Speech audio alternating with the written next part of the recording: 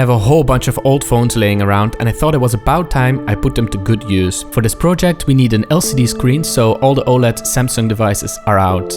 Also, I don't want to use a phone that's too powerful because that can be used in other projects, but this phone here is the Sony Xperia S and it's running Android 4.1. The App Store is not loading and I can barely get any apps on it, but it was just powerful enough to play 720p videos, which is exactly what I need for this project. The plan is to make a Halloween projector for the party that's coming up this weekend. I'm making all kinds of props and this is one of them. This phone is perfect because it has an LCD screen and it's of quite high quality because it was a flagship back in the day. The first thing I did is remove all the back layers from the LCD that are used to diffuse the backlight throughout the screen. We won't need them because we'll create our own strong backlight. With this phone there were 5 layers, but this can differ from phone to phone. As you can see, the screen here is really nice and transparent now, perfectly what we need.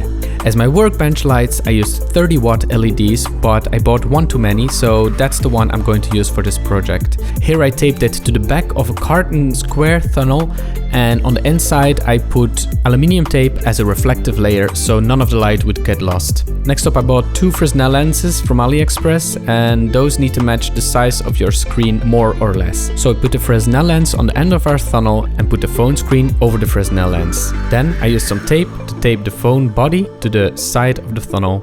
After doing that, we can do a first try and see if it works. And look at that, we get a perfect transparent image on our phone screen. Make sure not to block the charging port, because we will need it later on. Next up, we need to take care of the cooling for the LED. I used an old computer cooler that I had laying around. To connect the LED to the heatsink, I used cable ties, and on the back of the LED I used some thermal paste, of which I squeezed out about a pea-sized drop. And the next part was a bit trickier than it looked, but eventually I got it to stick really nice to the heat block. I trimmed away the excess plastic, and as you can see, it is quite strong and it can hold its own weight. Next up, I added some electrical tape around the base of the LED so that no light would come out over there. And with that done, I moved on to creating the shell for the project, which I made out of old pieces of cardboard. It's not the nicest way to do stuff, but that's what I had laying around and it needed to go quick because it's almost Halloween. Sorry. I had a couple of lenses laying around, and of all of those, a simple magnifying glass worked actually the best.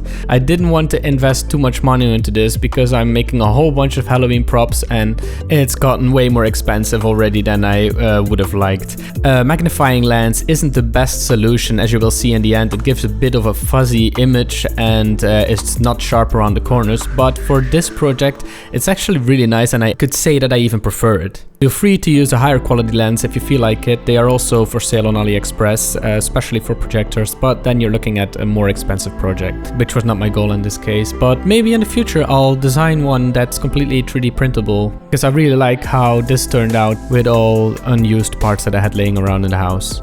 Next up I found a USB charger that's 2 ampere that I didn't use because it has Chinese connectors, but for this project it will be perfect.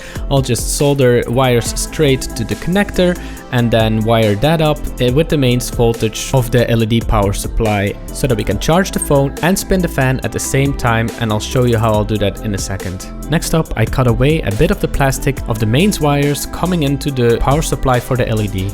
I put some solder on there and then connected the wires that we just soldered to the USB power supply. Then I wrapped everything in a thick layer of electrical tape, and so we have power to the LED and USB power. And in this project I'm really going crazy with the hot glue, so let's smear it all over the place. Next, I hacked into a USB-C cable that I'm going to use to charge this phone and soldered 2 wires to the positive and negative on the inside of this cable so that I can hack into the positive and negative connector of the fan, and as you can see it starts right up, and since it's powered by 5 volt instead of 12, it's nice and quiet in its operation.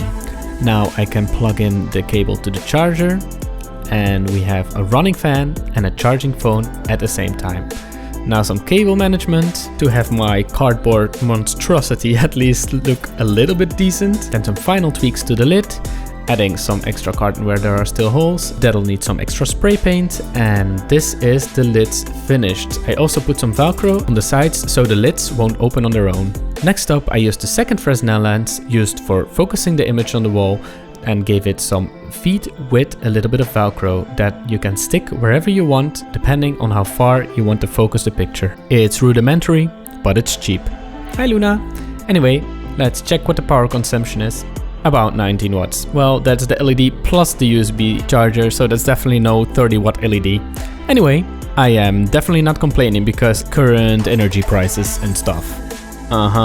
Anyway, the picture is so cool. I really love the effect. This will bring the Halloween party to a whole nother level. And I am controlling the screen like this, but you can also use an external mouse if your phone supports USB on the go, or use a Bluetooth keyboard or something. Please don't forget to watch my other videos, like, subscribe, hit the bell, and a happy Halloween.